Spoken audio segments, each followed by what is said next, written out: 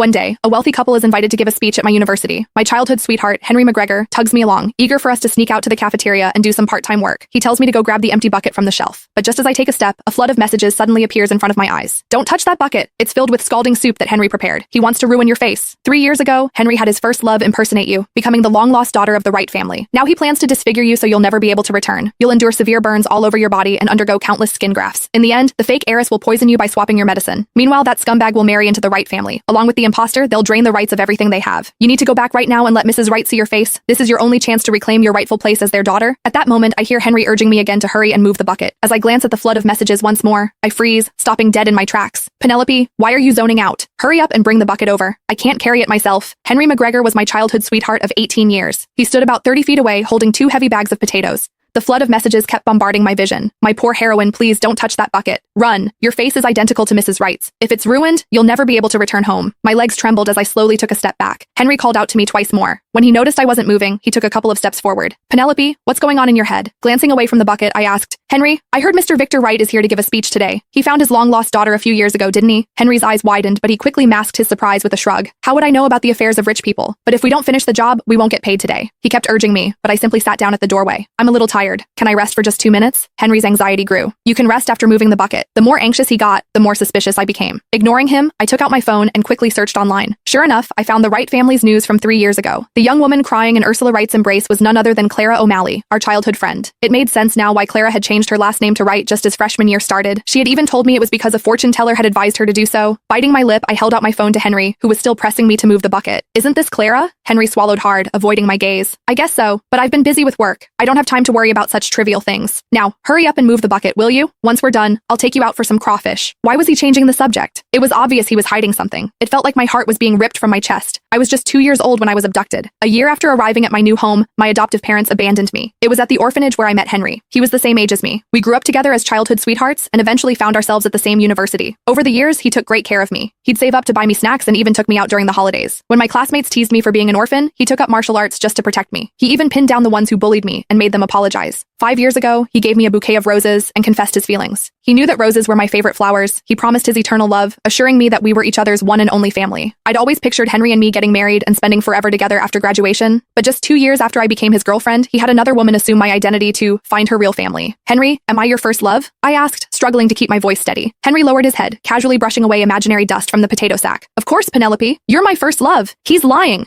This scumbag deserves to rot for deceiving you. A bitter sting filled my nose. I lowered my gaze, disappointment crashing over me.